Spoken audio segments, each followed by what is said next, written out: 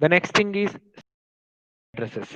So we told that the communication actually takes place between processes, right? That is process to process delivery. So for this process to process delivery, we require two identifiers. What are those? The first one is IP address and the second one is port number. Why IP address is used?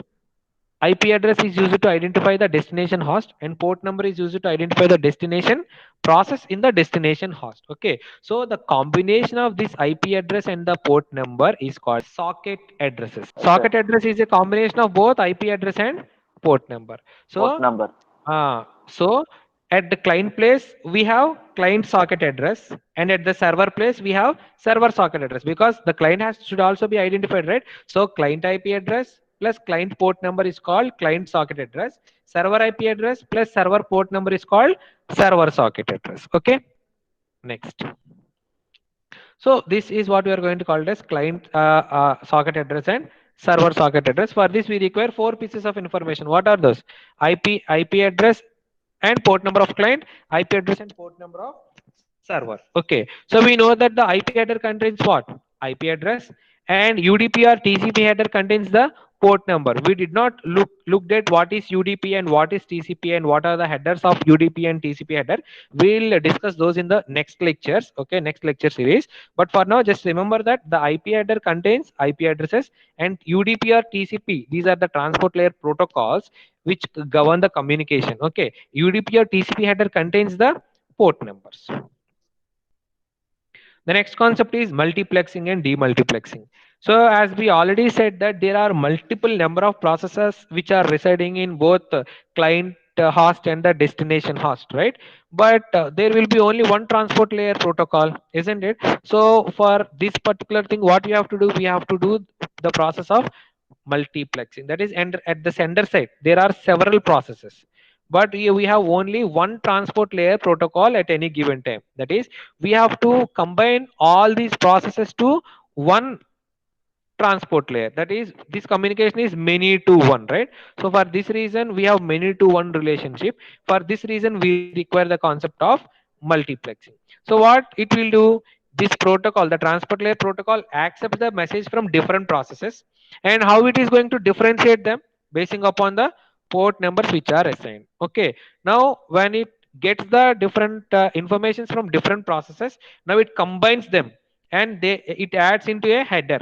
So now after adding the header, now this transport layer passes this packet to the network layer, because this is the transport layer. Okay, 1 minute. So here the transport layer protocol is accepting the message from the different processes from the application layer, right? So it is adding all these things, and how it can differentiate basing upon the port numbers. And after getting all these messages, what it will do, it will constitute a header. Okay. So for transport layer protocol also we have an header, right? So after adding the header to all this information, now it sends this information to the network layer protocol. So this is called multiplexing. So at the destination, what should happen now? At the destination, what should happen now? Demultiplexing, isn't it? So now we have several processes. Now each and every process must be identified again with the help of a port number, and for this reason it is going to remove the combination of all processes, and it is going to get the individual processes out of these information. For this reason we require a demultiplexer, right? Okay, so after doing error checking, and then it drops the header at the network layer. Now the transport layer is going to deliver the message to appropriate process based upon the port numbers. For this reason, we require multiplexing and the concept of demultiplexing also. Okay. Next, transport layer services. So there are basically two types of transport layer services. The first one is connection oriented service, and the second one is connectionless service. Let us now see what is connection oriented service. So in connection oriented service, what happens actually, first and foremost thing is that the connection establishment will be done. The connection establishment between the sender and the receiver will be done. After connection establishment, the second thing is data transfer. Okay, will be done.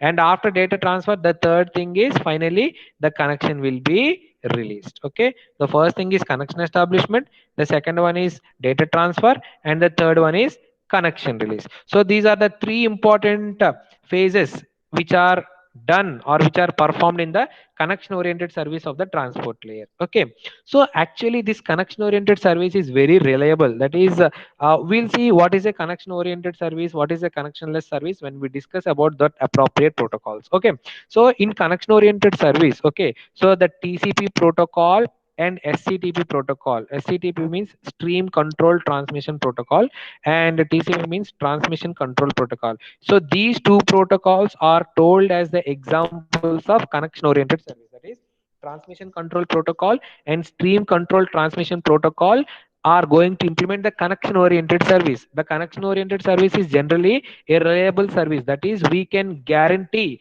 that the information which is sent by the sender will be received by the receiver guaranteely. So this is called connection oriented service. Okay, the second type of service is connectionless service. The name itself specifies that there is no connection. That is, actually the packets are sent from the sender to receiver without any connection. Okay, so connectionless service means but there will be no reliability. So why there will be no reliability and all we'll be discussing later. Okay, so here the packets are not numbered, and if the packets are not numbered, there is no chance that the packets can be sequenced at the destination. That is, during the transmission the packets may be lost, the packets may be corrupted, the packets may be delayed, or the packets may be disordered. Okay, so these are the drawbacks of connectionless service. But when we are having this many number of drawbacks, why we are using connectionless service? The answer for this will be in the next lectures. Okay, so the thing is that the main thing is that the connectionless service is unreliable. Okay, so UDP is the protocol which is used to implement this connectionless service. So for connection oriented service we use TCP and SCTP. For connectionless service we use which protocol? UDP, that is user datagram protocol.